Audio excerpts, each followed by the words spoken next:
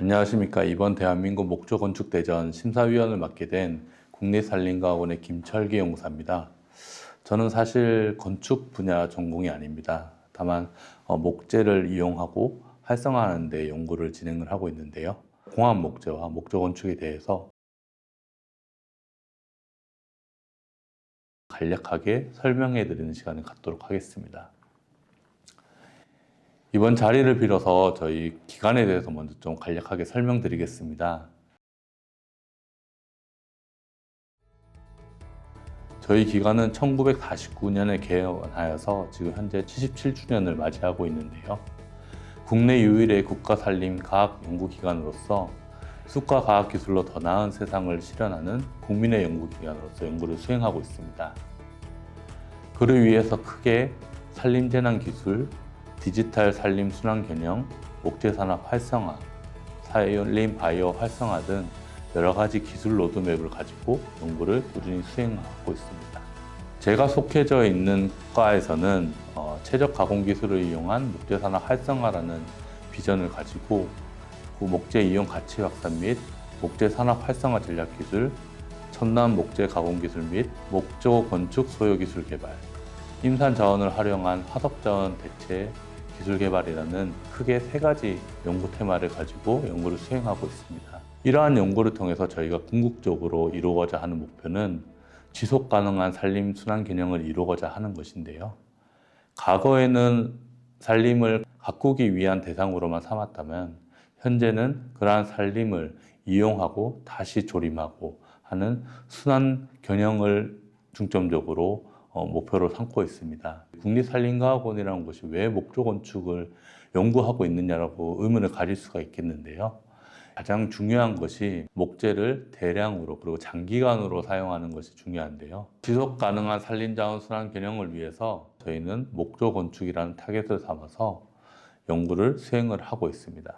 여러분도 아시다시피 목조건축에 대한 선입견들이 많은데 저희는 여러 가지 실현 사업을 통해서 그것들을 좀 타파하기 위한 여러 가지 연구를 하고 있습니다. 거기에 대해서 먼저 좀 설명을 드리도록 하겠습니다. 저희 국립산림과학원은 서울 동대문구에 있는데요. 그 속에 산림과학관이라는 건축물이 하나 있습니다. 이 건축물은 국산 낙엽성 구조용 집성재를 활용한 최초의 건축물로서 구조용 재래목의 허용력을 산출하고 집성재라는 공합목재를 제조하는 조건과 접합부 하중 변이 특성 연구 결과를 가지고 지어진 최초의 건축물입니다. 그 건축물에는 저희가 이제까지 국립산림과학원이 연구한 여러 가지 연구 내용들을 전시를 하고 있고 지붕 구조가 집성재를 이용하여 건축되어 있습니다. 이 건축물은 1990년대 후반에 지어져서 건축물이자 동시에 전시물을 역할을 할 수 있도록 사용을 하고 있습니다. 두 번째로 저희는 한국형 목조건축 유형을 개발하기 위해서 많은 연구를 수행하였습니다. 여러분들은 목조 건축이라고 생각하시면 어떤 것들 떠오르시나요? 저는 목재가 내부로 노출된 구조를 먼저 생각을 하는데요. 과거에는 저희 경골 목조 중심의 목조 건축이 활성화되다 보니까 이러한 우리나라 고유의 한옥 문화를 보여줄 수 있는 목조 건축이 활성화되었지 않았습니다.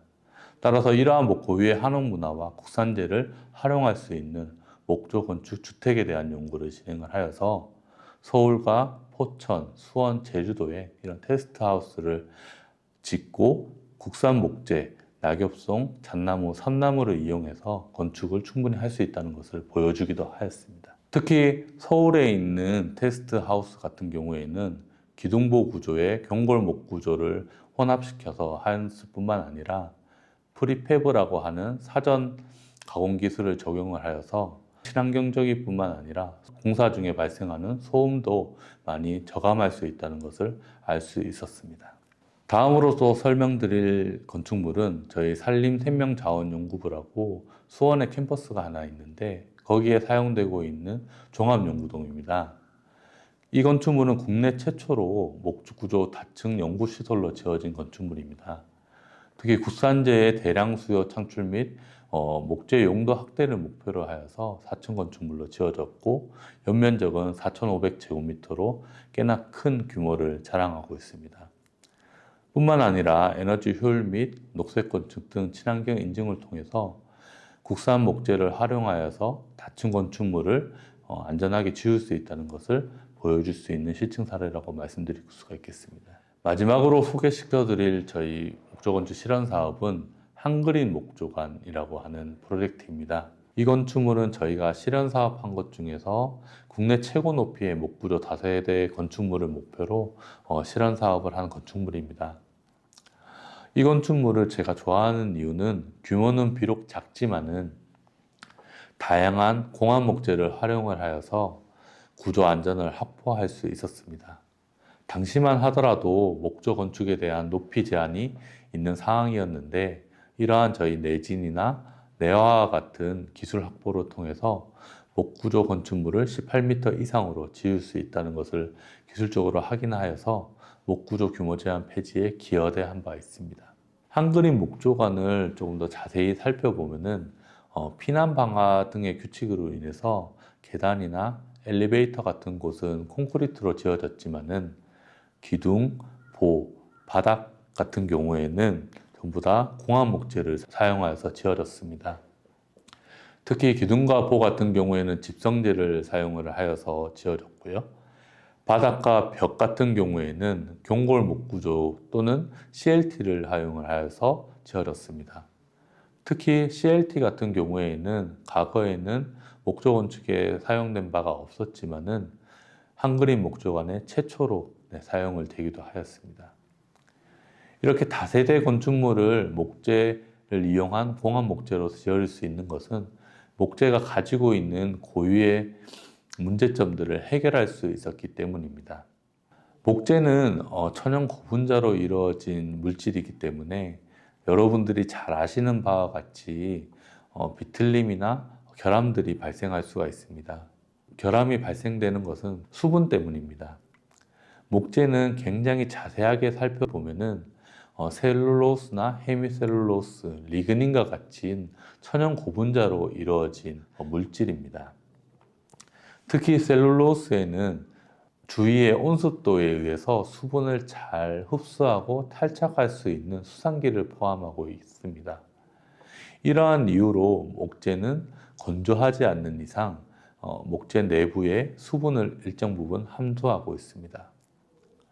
이러한 수분은 크게 자유수랑 혈합수로 나눌 수가 있는데 특히 목재의 세포에 있는 결합수는 수축이나 평창 그리고 강도의 변화에 크게 영향을 미치게 됩니다. 뿐만 아니라 목재는 이러한 고분자들이 빨대 형식으로 모아져 있는 재료이기 때문에 수종에 따라 달라지기도 하고 세포의 구성에 따라서 성능이 많이 달라지기도 합니다. 특히 목재가 자라는 방향인 섬유 방향은 섬유 직각 방향보다 물성들이 우수하다고 알려져 있습니다. 건축물에서 중요한 수축률 같은 경우에는 섬유 직각 방향이 섬유 방향에 비해서 20배 높다고 알려져 있고요. 압축 강도나 인장 강도 같은 경우에는 섬유 방향이 섬유 직각의 방향보다 10배 이상 높다고 알려져 있습니다. 또한 목재는 이러한 결함들로 인해서 역학적 성능의 변화가 발생될 수도 있습니다. 가지에서 유래된 옹이나 아니면 목재가 자라는 방향에 따라서 발생되는 섬유 주행 경사에 따라서 역학적 성능이 가장 크게 영향을 미친다고 알려져 있는데요. 이러한 옹이들이나 섬유 주행 경사를 제거하고 적절하게 배치를 하여서 강도 변이를 많이 줄일 수 있습니다. 이러한 수분에 대한 컨트롤, 그리고 방향에 대한 성능, 그리고 이러한 결함에 대한 컨트롤을 통해서 이런 목재를 건축 재료로 사용을 할 수가 있게 되는 것입니다. 건축적으로 사용될 수 있는 목재를 공합 목재라고 저희는 일컫고 있습니다. 앞서 말씀드린 바와 같이 일반 목재의 단점을 개량하여 만든 재료이기도 하고 특히 함수율을 18% 이하로 건조를 하여서 사용을 하고 옹이나 섬유 주행 경사를 분산을 하여서 만들어지고 있습니다. 공합 목재는 다양한 목재 재료를 사용하여서 용도에 맞는 제품들이 개발이 되고 있는데요. 여기서 말하는 목재 재료라고 하면은 제재목과 같은 규격 제재목이 있을 수도 있고요. 합판에 사용되는 베니어와 같은 단판, 그리고 칩 같은 것들도 사용을 되고 있습니다. 이러한 족질 재료를 사용함으로써 집성재나 CLT, 합판, LVL, OSB, PSL, I장성과 같은 다양한 공합 목재들이 사용되어서 목조 건축에 사용이 되고 있습니다. 특히 시대의 흐름에 따라서도 이러한 공합 목재들이 사용되는 범위나 활성화도가 달라지고 있습니다. 과거에는 큰 재료들이 많이 사용되었지만은 현재는 칩이나 스트랜드와 같은 작은 목재 재료를 사용하여서 PB나 OSB, PSL과 같은 공합 목재를 많이 사용을 하고 있습니다. 하지만 최근 들어서 목조 건축의 규모가 커지고 대형화됨에 따라서 다시 재래목과 같은 것들을 사용하고 있는데요.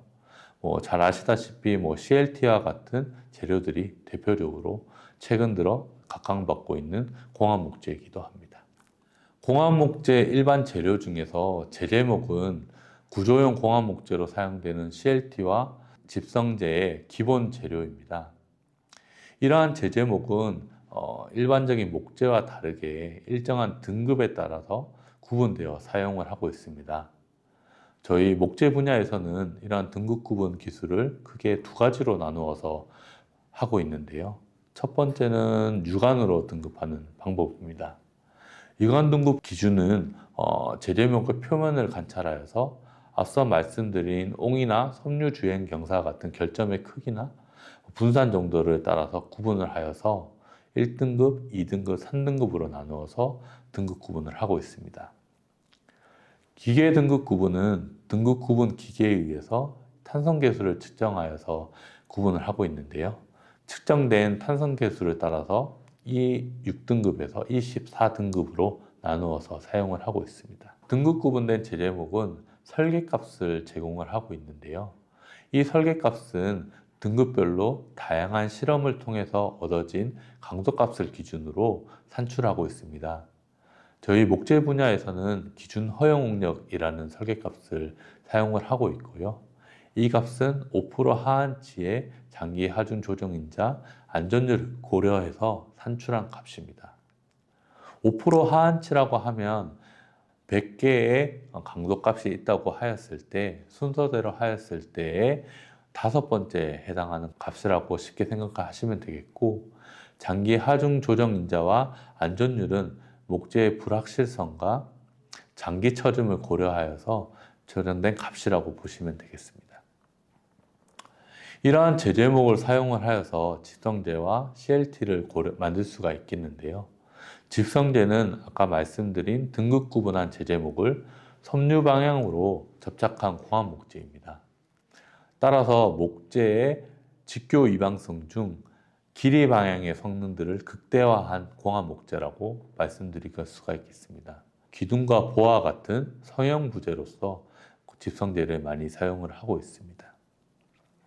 재래목을 사용한 공합 목재 중 CLT는 인접한 층을 직교하여서 교차한 공합 목재로서 섬유 방향이 교차되었기 때문에 구조적 성능과 수축 이방성이 면재료로서 사용하기에 적절하게 만들어진 공합 목재입니다.